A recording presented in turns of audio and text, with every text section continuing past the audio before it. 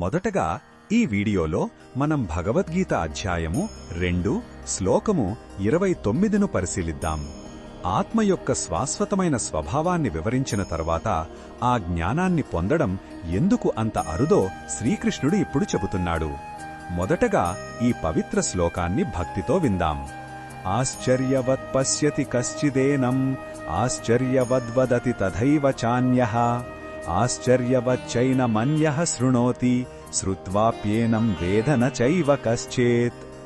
ఈ శ్లోకం అర్థమేమిటంటే, ఆత్మను తెలుసుకోవడం చాలా అరుదైన ఆశ్చర్యకరమైన విషయం. కొందరు ఆత్మను ఒక అద్భుతంలా చూస్తారు, మరికొందరు అద్భుతంలా దాని గురించి మాట్లాడతారు, ఇంకొందరు వింటారు. కాని విన్న తరువాత కూడా దానిని నిజంగా అర్థం చేసుకునేవారు దాదాపుగా ఎవరూ ఉండరు.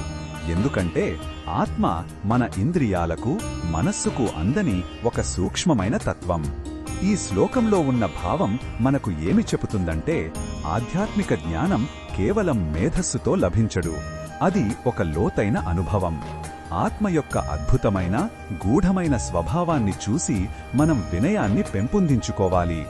ఈ జ్ఞానాన్ని అహంకారంతో కాకుండా భక్తి శ్రద్ధలతో అన్వేషించాలని ఇది మనకు సూచిస్తుంది. ఈ బోధనను మన దైనందిన జీవితంలో ఎలా ఉపయోగించుకోవచ్చు అంటే, ఆధ్యాత్మిక విషయాలు వెంటనే అర్థం కానప్పుడు నిరాశపడద్దు.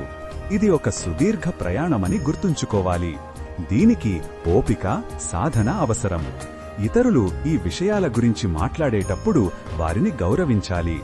మనకు అర్థం కాలేదనే వినయంతో నేర్చుకోవడానికి సిద్ధంగా ఉండాలి. మరిన్ని భగవద్గీత శ్లోకాల అర్థాన్ని తెలుసుకోవాలంటే మా తదుపరి వీడియోలను తప్పకుండా చూడండి.